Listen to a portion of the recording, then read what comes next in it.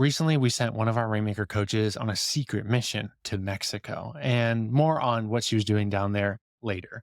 But for now, just know that she met some awesome people. And two of those awesome people we actually have on the show today. We just finished up the interview and you are in for a treat. Now we start this interview talking about, Amazon, talking about just Amazon in general, because these are both successful Amazon sellers. Not only that, they're moms raising families. They're both building multiple brands on the Amazon platform, using the leverage to build a big business without overstretching themselves. They've both actually sold businesses in the past and they carry a lot of authority. So we start talking Amazon, but we end with some advanced tactics. So whether you're new to Amazon or even new to the idea of making money on Amazon, which is what we help people do in Rainmakers, or you're a seasoned Amazon seller, this is the episode for you. On today's show, you are in for a treat. We got two high level Amazon sellers who are also moms. And I want to start off this interview by asking you guys, one, what's your name? But number two, how would you explain Amazon FBA at a party? Okay, you're at a party. Someone's like, I've heard of FBA. What is this thing? How would you explain? So let's start with your names and how would you explain Amazon FBA? Okay, so my name is Amy. I'm from Melbourne. How would I describe FBA? To keep it really simple, it's design a product that you can validate, that you think there's demand, find a factory, could be in China, could be in Vietnam, could be in India, ship it to a place where Amazon exists, where there's a lot of warehouses, and then kind of leverage with Amazon and then try and drive traffic through to the listing. That's kind of really, a really simplified version. And then hopefully you trump sales, but there's a lot of strategies that you have to implement. That would kind of be, 101 kind of, party chit chat over a quick beer. That's Wow. amazing. I love that, Kimberly. I was actually holidaying in Malaysia and I ran an events company for anyway, it was about 12 years. And I was just tired, like working long weekends, dealing with chefs, dealing with staff. I felt like an underpaid counselor, like dealing with all these juniors and all their problems. And I was just feeling, to be honest, just total, dissatisfaction. Despite that, we were making really good money and I loved the events industry. It was taxing and it was time, and I just wanted to be around for the kids, you know, the business allowed me to be there for pickups and all that sort of stuff, but I wanted to be more involved. I wanted to be on, the bench coaching. I wanted to be, the soccer team sports manager. I wanted to wear, have all these roles and wear all these hats, but I just couldn't be. My events company, I was all in and I just couldn't take my finger off the pulse. Fortunately enough, we had a buyout. So we got bought out by the state government, 2019. So I look back upon reflection, I'm glad we were able to scale and build that business and get it to where it was. And then it put me in a position of what do I do next? And I was kind of like, what am I going to do with my life? All I really knew was how to build a typical business, find a store, sign a lease, build infrastructure, work on the back end, work on contracts. And that's kind of all I really knew. That was the blueprint to business for me. Um, and I was holidaying with my family in Malaysia and we were sitting on those like banana lounges. And I came across this podcast on YouTube and this guy was talking about how incredible Amazon was and, how powerful it was. And I'm thinking, what's this guy talking about? Like, what is this thing? Anyways, I kind of just continued to listen. And then I said to my husband, I think we need to jump on this Amazon stuff. And he said, well, why don't you give it a nudge? And I thought, okay, well, I've got time. I've got the support. It just meant that I needed skills. And I was kind of, to be honest, I felt like I was a preppy walking into a space of total unfamiliar territory. I didn't know, how to communicate with suppliers. I actually didn't even I didn't even know what product to pick. Um, but anyways, we came back from Malaysia and then just started to basically self-educate. And I think I just went down a really deep, dark rabbit hole of trying to find out what was the right thing for me, kind of what could I really be into.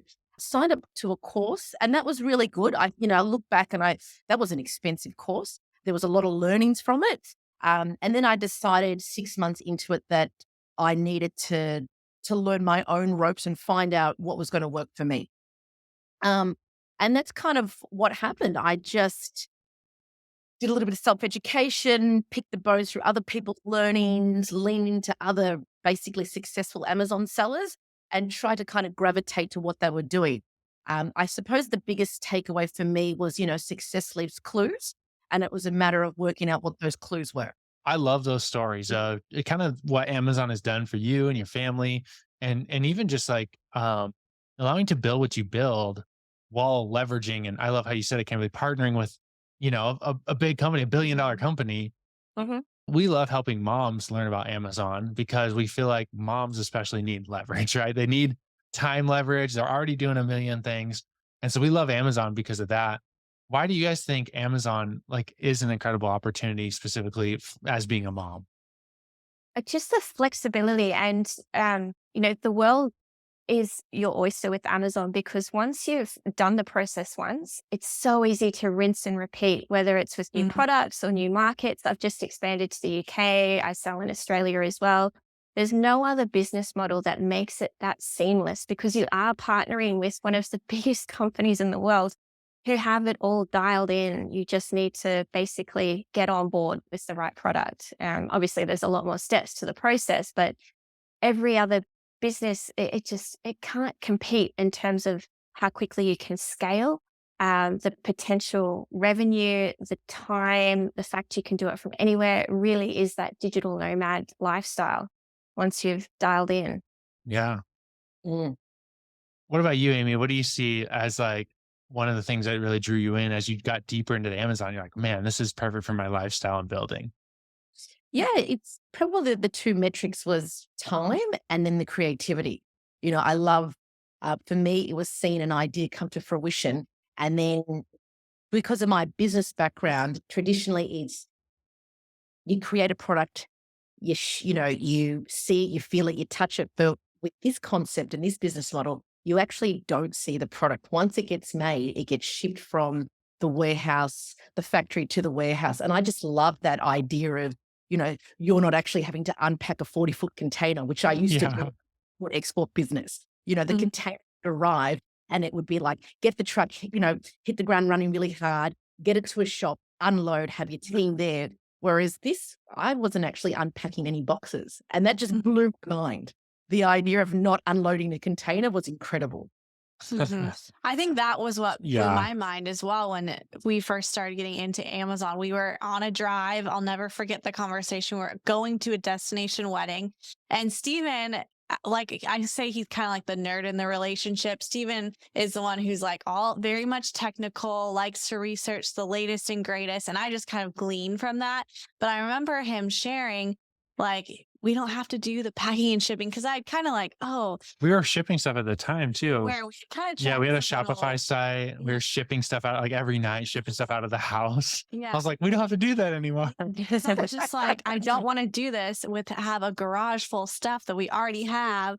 And like, with your experimental like Yes. wooden toy that you want to sell. And so I love that too. I think it like Kimberly, you mentioned it, like the leverage that Amazon allows you to be able to scale and partner with this like huge company. There's no other place like it. And nothing against like Etsy sellers or network marketing or anything like that, but I've just never seen something where you put in the effort and then you plant the seed and then you reap what you've planted, And obviously there's ups and downs to any journey, but there's nothing like it. And so I remember like my eyes lighting up about like I don't have to store and pack and ship and do this thing that I think a lot of people try and go down that route and it just sucks your time in so many ways. Yeah. No, I feel like when we start talking this way, people they may have heard it. I mean, at this point, you should have heard, I mean, everyone should know about Amazon, but even like Amazon FBA, I feel like it's becoming more of a thing. People are knowing about it as an opportunity, but they always go, well, doesn't Amazon like take all your money or like, there's the fees are super high or don't they? The big one I hear is like, don't they just like figure out, when you're selling well and then they make their own version of the Oh, product? Right. So what do you yeah. guys think when like friends say that to you? Like, isn't Amazon just Yeah. taking all your money? Like, Yeah. yeah, what do you say to that type of thing?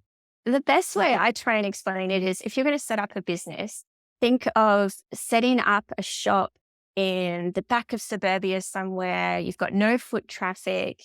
It's in some like really quiet little corner, and you've got to advertise to get all your customers to you. That's what a traditional Shopify or bricks and mortar store is versus Amazon, where you're setting up in the middle of the busiest shopping center in your city, and you have hundreds of thousands of people walking past your storefront every day. You're going to pay more for rent there versus the little suburban tiny shop in the middle of nowhere. And for me, that is a price I would pay every day of the week because my shoppers are coming to me. And I don't, there's enough that you need to specialize in as an Amazon seller, let alone doing an entire marketing campaign degree to work out the best way to get people to your individual storefront or bricks and mortar stores. So I kind of frame it that way. It's a very small price to pay for a Mm, lot of traffic. that's Yeah, good. absolutely. And it's kind of, I agree with Kimberly in so many ways. It's just like piggybacking off Amazon because like they've set up the structure for you. The business model's there. So it's kind of like that very much that rinse and repeat process. Once you have that down pat and you have worked out, this is a system.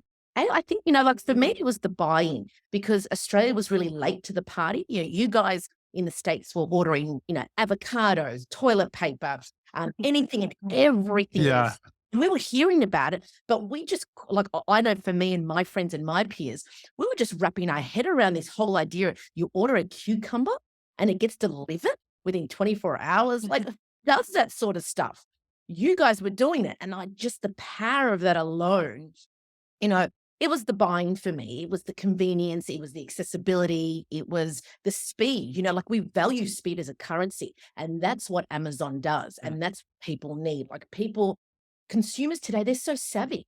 They think of something, they order something, they want it there and there. And I think, like setting up a Shopify store and doing, adding all those layers, you've got to really understand the processes and meet those those needs of the customer. Whereas when you partner with Amazon, they work that stuff out for you. You know, Mm, we, from our perspective, we've just got to make sure we've got a kick-ass product, and yeah. we've got to have the attention, of those potential buyers. But, the warehousing, the pick and pack, the shipping, that they just take care of it. For me, I love that. That's awesome. Well, just curious question. When did you guys start selling on Amazon? And did you start in the US marketplace? Like, or did you start in UK or where did you start selling first? Yeah, US in 2018. Okay. Yeah. So Same? I started 2019, beginning of Okay. COVID. So I Oh, think nice. in March, and I was up and live probably mid-April. Awesome. That's Wow. amazing. Yeah. That's very cool. We do have a handful of international rainmakers. It's definitely growing, but sometimes they're like, I can't, there's no marketplace in my area or anything. So it's really cool to hear people selling in the USA marketplace from overseas, which is so cool. What Yeah. Yeah, one of the things we love talking about with seasoned sellers is like the walls that you've hit in the journey that you've overcome because like I mean, Laughing, I maybe love from that. the outside, it looks like just wow, everyone's successful, and it's a straight line up. But like, any entrepreneur knows it's a roller coaster. It's a journey, and there's highs and there's lows. And we're big believers in like who you become in the valley, is what prepares you for the mountaintop. And so I want to dig into some of those things that you've been on Amazon. Amazon, it's a big platform. Things happen, like things change, right?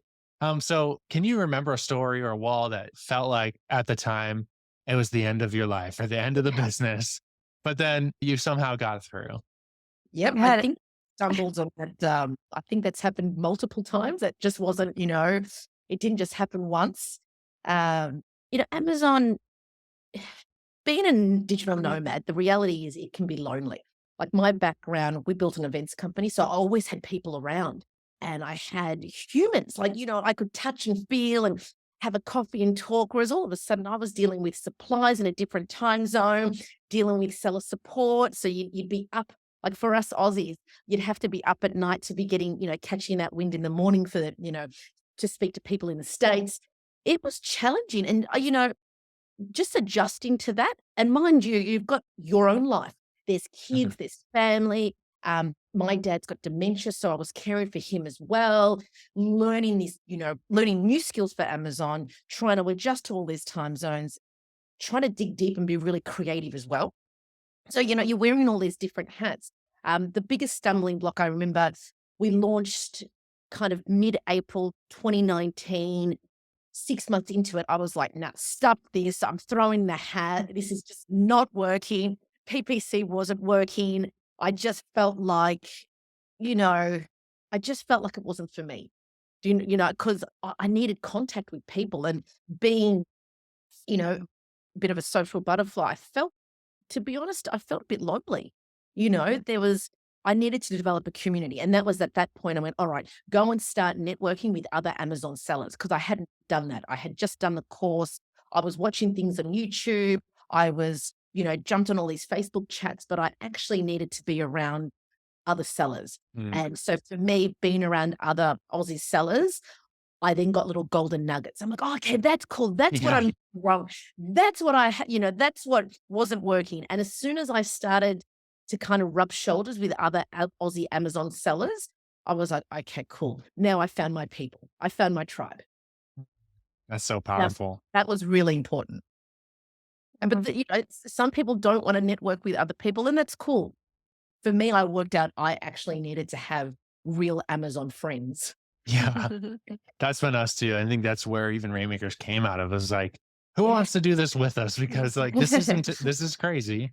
And we're okay being the crazy ones, but let's not go it alone. We found so much power in community and getting in person with people. Like there's nothing like it. Kimberly, what about you? What's the story you think of that? I'm so triggered right now. I'm like flashbacks to those moments where you're like, this is the end. The Yeah. biggest one, I think for me, it was right in the middle of COVID. I'd sent over the biggest shipment I've ever done. And I woke up to a very scary email from customs saying your goods have been held for a CET hold, which I don't know if you're familiar with that, but that's when they suspect that you're trying to smuggle guns or drugs into the country. Oh, wow. I'm a mother from Australia. Yeah. I promise you, I did not do any. Yeah, and I'm picturing the worst. And this went on for months and months and months. They x-rayed the containers. They tore through every single item. Basically, that stock was gone. And so I was out of stock for a very long time. And then to rub salt in the wound, because obviously there was nothing there. They didn't find anything.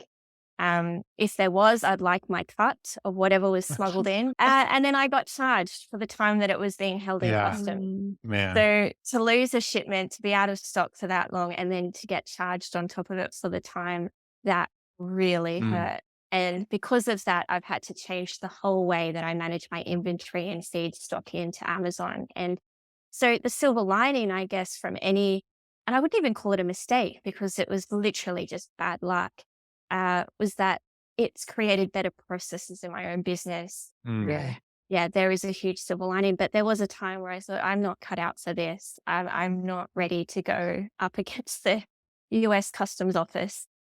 So, and that's just one. I could rattle off 10 other things that have really pushed me to the limit. We could do a whole episode on just like, we like to call these walls, but like we teach our Rainmakers, like you can go down, you can go under a wall, you can go through a wall. Sometimes you have to knock the wall over and level up. Like you go up it like a ramp, and that's what you did, like where it's like, I mean, of course, like sometimes you just sit there in it for a little bit and you're like, there's just days of just, I don't know if I'm going to order another inventory, like shipment. Like that's scary. I mean, was it super scary to order again? Like after that, like did you have to overcome some mindset things?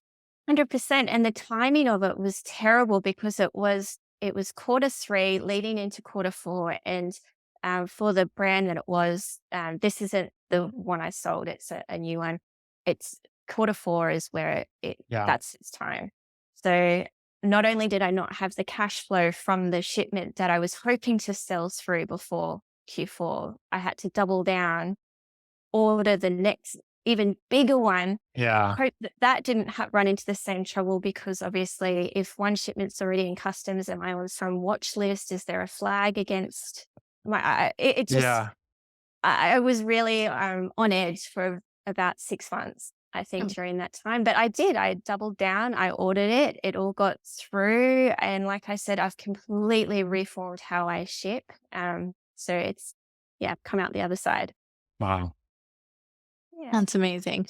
I think while you, Kimberly, sharing like kind of on the topic of overcoming walls and going to invest in inventory again, and kind of like a money wall could come up. Could either of you speak to, and maybe Amy, will start with you and then bounce back to Kimberly, just about like any walls that you've overcome as far as like money? Like, you maybe, what was it like to order your first product, or if you did a sample, and how have you kind of like not let the money part hold you back? Because, all business is risk, but we take educated risk, knowing, that rinse and repeat, it gets easier when you do it. But maybe talk about like those first initial like orders that you did and kind of overcoming that money mindset wall. Yeah, really good question. Really, really good question. There is a book that really helped me actually, I love and it's it. called Profit First. Mm, And that was one of the books that I was told to read really early in the piece, and it was about having a relationship with money. mhm, And I suppose, as a kid, you're taught the foundations of money, how to save, how to spend.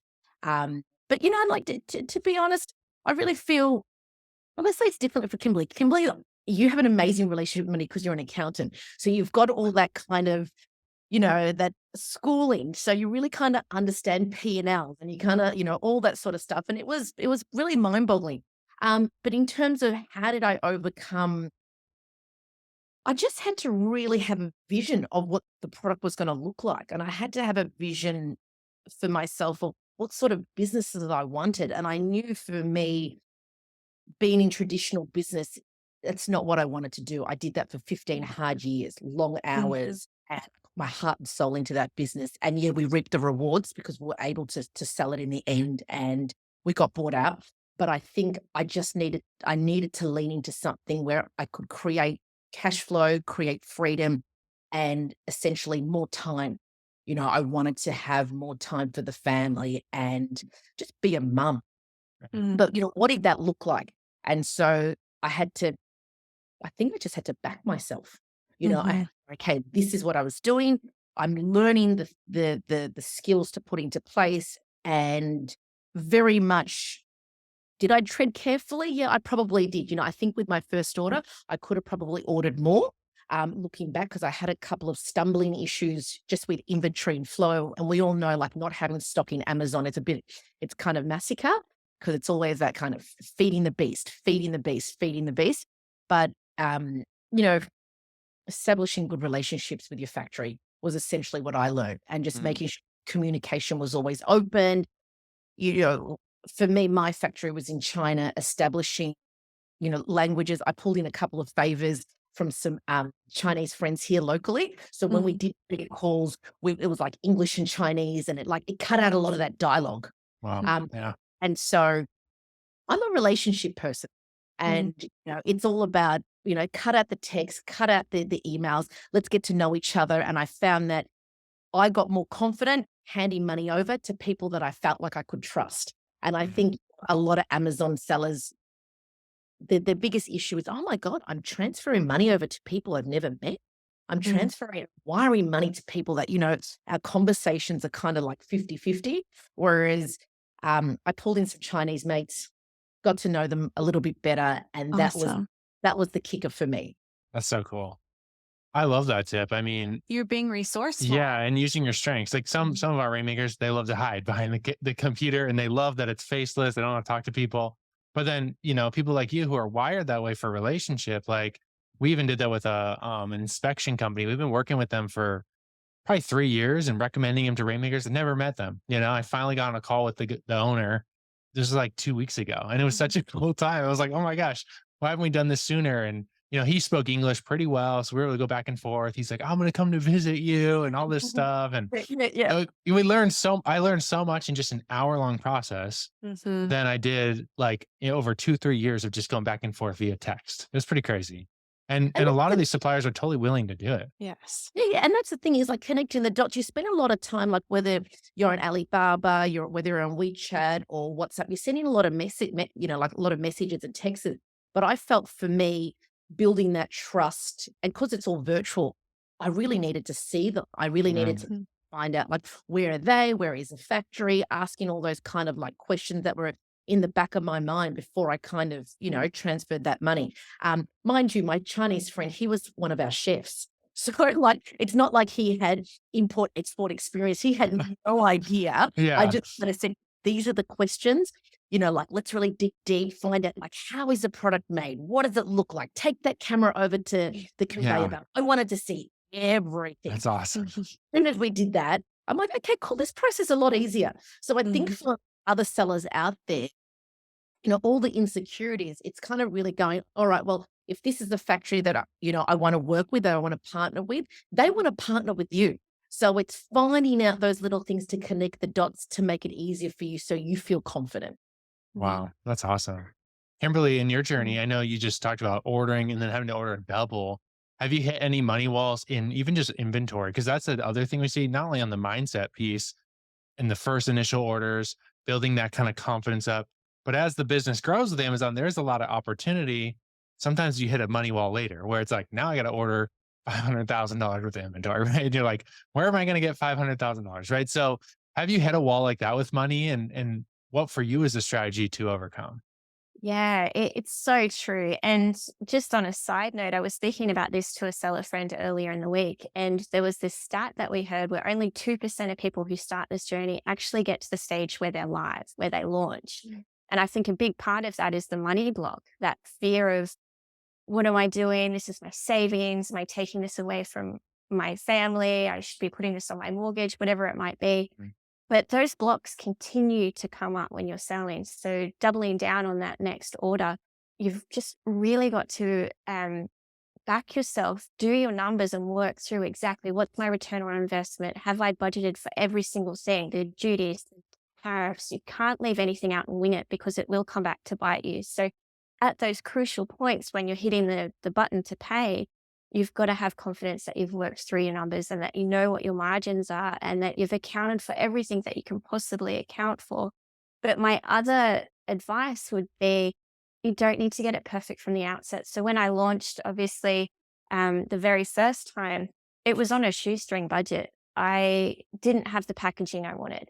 I didn't have the slick photography done. It was very much, when you're up against a wall, you get super creative. And sometimes Mm. the things that come out of that can be absolutely stunning and amazing. And you'll be surprised what you can actually put together.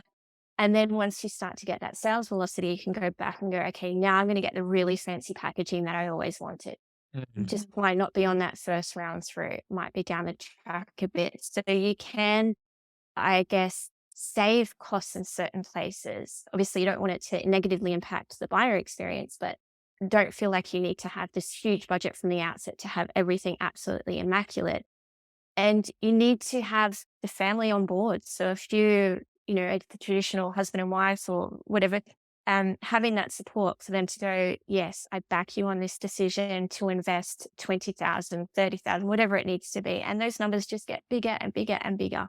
Because when you go in it Yeah. alone, then you have that fear of letting down the family as well. Yeah. Yeah. That's huge.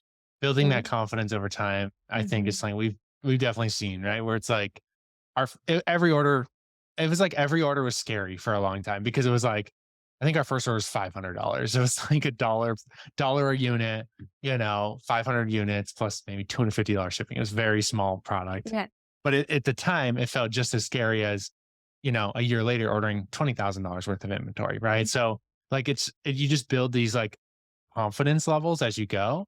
And you just Mhm. look back and you're like, I have faith because of what's happened, Mhm. or borrowing the faith of people like you guys, like us, like people in our community. That's the thing we tell new people is borrow our faith, like Yeah. borrow our faith for your first order and then you'll build it over time. So that's super, super great advice. I want to talk, Kimberly, a little bit about your exit of that brand.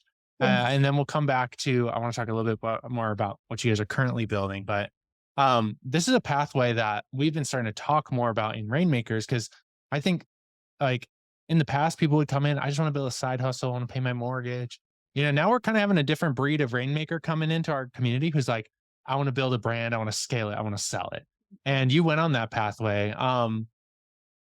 What would you say to someone who wants to go the distance like that, wants to Yeah. build something to sell? Is there anything looking back and even exiting that brand that you're like, oh, if I could do this again, I mean, you Yeah. are doing it again now with other brands, but Yeah. on that first one, what did you learn?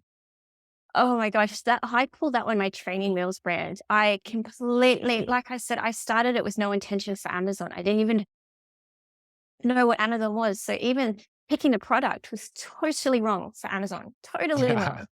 It was all retrofit in. It wasn't right. But I don't regret anything for a second because it taught me everything. There's nothing quite like learning through jumping into the deep end. But to get to that stage, you really need to, from the very beginning, have everything set up for an exit. Have the right structure, all your SOPs, everything recorded immaculately. Because what I found was, and I'm really grateful for my background in accounting, so I was a little bit OCD with how I kept my records. That just gave so much confidence to buyers Mhm. because the quickest way to lose their interest or cause any sort of doubt is where they lose confidence. They're like, are they making these figures up? They don't have the bank statements to prove it. They don't have their trademark documents. Their barcodes are all over the place. Like you need to have everything in just very simple, clear, easy to read folders. And it sounds so boring and it's not the Yeah. exciting stuff, but I promise that's what's going to help you increase your multiples because you'll just have buyers believing in it. And instead of focusing on the nitty gritty paperwork, they'll be Mhm. excited about the vision and the possibility of what they can grow and do with it. Mhm. So, yeah, Wow. your That's good. bookwork, as boring as it is. Like, I really, really love that because, for me, I didn't have an exit strategy when I first started. Because, like I said, Amazon was really new. No one was Mhm. really doing it in Australia. And I Yeah. was trying to wrap my head around it. And I think for us, well, actually, I speak for myself. I didn't take Amazon seriously in the beginning. I was kind Yeah. of like, 1 foot in, 1 foot out. Is this going to work? Is it not going to work? You just you're battling with your thoughts. And then, like for you, Kimberly, you had an exit strategy. And that was one of the things that I learned in Mexico was when you're building a brand, you want to scale and you want to make sure that you've got that exit strategy or that thought process nutted out. That's powerful. Yeah, Same, definitely. same with us. It was so much a experimental thing at the beginning, and really it's just shifted in the last years where it's like now we see people buying and selling these brands. We see these Amazon, conglomerates and accelerators and like all these things like scooping up brands. And it's like now I feel like looking back on our initial Amazon journey, I'm so excited to help people go, let's start it from the beginning, right? Let's build to sell, even if you never sell. Let's build Yeah. it to sell so that even some of the things you do to sell, like increasing your time freedom, like hiring virtual assistants to help run the brand. I don't know with you guys, do you um what was your first hire when it came to building an Amazon business? Because we talk about using FBA and we do use a lot of Amazon's resources, employees, and all those things. But a lot of people do end up hiring virtual assistants or even local people. For you two, was there that first hire? And what was because I think that's another thing our Rainmakers are like, I know I should be hiring someone probably, but I don't know what it should be or what or they try and hire someone to do everything. And then it's like, so tell us about your experience with hiring when it comes to just giving yourself even more time freedom in the business. I'm Sure. gonna I'm gonna really jump in here because I want to spread the love. This is something Okay. that I learned. And I think about this all the time. That and it's really stuck with me, and I hope this resonates with all your listeners. It's There's a saying here. It's like master of all. Like what is it? It's jack of all trades, master of nothing. So Yeah. like when you're hiring, like you've got to really like drill down exactly the skill set. I think in the beginning I failed epically because they had all these amazing bells and whistles on their profile. They could, manage inventory, speak to suppliers, do PPC. They basically took care of your entirety of in their business. And I was like, wow, this is going to give me more time. Like, wow, I've got more time to spend with the family. We get more things to do with sports. But I learned really quickly that when you're hiring and they can do everything, they actually, from my experience, it's a real letdown because Mhm. they're only kind of experienced at a very surface level. And it took me to get the right hire probably 9 months in, like, trialing, failing, trialing, failing, trialing, failing, trialing, failing. And at one point I went, oh, stuff this. This is too hard. But then when I found my unicorn today is still with me. And I am Awesome. so grateful for him. He has just been the absolute backbone and confident and yeah, he's just been incredible. So it's really drilling down exactly what you're looking for and making sure that hire knows that skill set inside out. That's awesome. Kimberly, you have any thoughts on that one as well? Yeah, I like to have my network around me. I kind of think of it as I'm in the middle and then I've got all the different arms. And I have a person that is taking, I've been doing this since 2018. So it's taken me many years to sometimes find the right person for the role. So I have my go to for graphic design, I have my go to for photography, I have my go to for PPC. And I've worked really hard to strengthen the relationships with these people. And they're not necessarily employees, but they're contractors who I can turn to at a second's notice. And I know that they are going to go above and beyond and do what it is I need them to do. And having that network is so powerful. And it even comes down to things like IP lawyers, your 3PLs, your shipping agents, like having that network and knowing that they're the expert in that particular field, and they've seen it all, they've done it all. You've worked with them, they know that they perform every time. So that's kind of how I phrase it, um, rather than Yeah. hiring someone internal that I'm trying to train to essentially replace me. I want to have that network that's what they specialize in. Let's do this. Okay, rapid fire. We'll go around the room. I would love to hear any creative strategies you're using right now to drive sales, whether it's on Amazon or off Amazon. Our people love the nitty gritty. I know we started very, beginner. What is FBA? But now we're getting advanced a little bit. For us, we've been teaching our students a strategy of actually buying real estate on Facebook groups. And so there's like Facebook groups all over, like thousands of these Facebook groups. Like let's say you sell a backyard product. There's like backyard landscaping Facebook groups, like 300,000 members in them. So we've been teaching our students to actually message the owner of the Facebook group who usually is not running a business. Just like they create a Facebook group now has 300,000 members in it and rent their banner space. So like rent their banner space for $20, $30 a month and put an advertisement for your product or your funnel or your website in the banner space. So that's our fun creative tip. It is a little bit more manual because you got to reach out to all these people. But if you can lock in a handful of those advertisements all over, you're just driving traffic without having to run ads. So that's my one to bring to the table. I would love to hear it from you guys. Anything fun you're thinking about for launching, for marketing on Amazon, off Amazon, anything you're geeking out on right now? Yeah, sure. I can go first. Something I've been playing around with in the last year or so is QR codes on my product inserts. Obviously, you have to be super careful with product inserts. I don't ask for reviews. It's got nothing to do with that. But the QR code can be something like scan for your warranty or scan to win a free product or scan. Basically, I want them to click the scan. And it's the first thing they see when they open the package. And when they scan, they get access to, the extra goods or whatever it is that I'm promising, but I collect their email and their name. And that to me is golden because suddenly I have a Rolodex of all my customers who I know love that particular product. And now when I launch new products, I have a database there that I can basically call on and say, we know you liked this.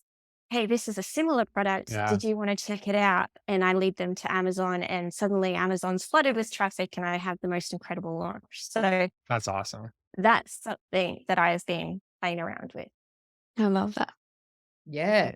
I think something that speaks to me right now is TikTok, like the power of TikTok. I'm constantly looking at where my audience's attention is, and they're sitting on TikTok. And I've found that TikTok is really affordable. It's super accessible, and that's where the attention is. So I think like leveraging with the power of TikTok, because you can drive your Amazon sales, you can drive sales to your Amazon store through just putting in the bio link. And the biggest thing for me was you can just go onto Facebook now and join influencer communities or UGC content Mhm. creators, and then create a post and say, hey, I'm looking for um, influencers in this state for, let's say, women's accessories or camping products. And then you just get so much feedback Wow. from interested people that actually want to partner with you. And the Mhm. power in real people being really authentic and using your product, I think people lean into that sort of like, you know, um, they just love seeing real life people use your product. When you can use those videos on your Amazon listing, on your platforms, on your socials. And that's really just cost effective, I have found. That's awesome. Such good tips. I Yes. love it. If you're a rainmaker and you're selling, you're launching your Amazon product, use these tips Yes. So to good. lean in. That's amazing. Now, we love to end the show. Just, if people want to connect with you, whether it's on Instagram, whether it's checking you guys out online, where's the best place to send them? Maybe we'll start with Kimberly and then Amy next. We'll put this in the show notes so people can check you guys out and just connect. I think that what you said, Amy, is so powerful. Like getting connected to other Amazon sellers. There's nothing like it. And so, yeah, where can people connect with you? Yeah, Instagram's probably the best place. It's just Kimberly with a double E on the end of Kimberly dot French. And yeah, you'll find me there. Awesome. Yeah, awesome. I'm Facebook, Amy Crucis. We are launching a new product this Friday. Hopefully, fingers crossed. We're on Friday, but keep your eyes open. You can find us on Uplift Skin Oz, on Instagram. Perfect. Awesome. Sweet. Well, thanks for listening to this show, this Rainmaker family show. Thank you two for being on. If you're a Rainmaker or even just someone who's interested in this process, share this with someone you know and take action on something you learned. So thanks for listening. We'll talk to you soon. Yeah, no, thank you. Thank you. Wasn't Amy and Kimberly's stories just absolutely incredible? This is the power of leveraging Amazon. This is why Steven and I are so passionate about giving moms and families time and financial freedom. And we believe that Amazon is the number one vehicle to do this. So if you are inspired by anything that happened, we want to tell you about an amazing opportunity. Now, if you're not already in our Rainmaker Mastermind, this is a 12-month coaching program that's going to accelerate your journey with building an Amazon business for yourself. If you're not already in the mastermind, we put together a case study you can check out that's going to help you, as well as you can also talk with our team through this link to talk about if Amazon is the right fit for you in this next season. The link is www.makeitrainmama.com/podcast. Okay, so that's make it rain RAIN mama, MOMMA.com/podcast. Go to that link. It's a short 6 to 7 minute case study that talks about the Rainmaker method, our proprietary method of how we launch products while protecting your time freedom. So we create financial freedom while protecting time freedom and how we do that. So it breaks that all down, as well as on that page is an application if you want to book a call with one of our team members to talk about your unique situation, your goals, and make sure Amazon is the right fit to get you from where you are to where you want to go. So again, that link is www.makeitrainmama.com/podcast. Thank you for listening to another episode of the Rainmaker Family Show. Hey, if you are not a part of our Rainmaker Mastermind, we have a new opportunity for you to book a one-on-one strategy call with one of our Rainmaker coaches. If you want to get a call with them, see if it's a good fit for you to work with us to build a business that allows you to have time freedom and financial freedom, you can get that call at makeitrainmama.com/podcast. That's makeitrainmama, MOMMA.com/podcast.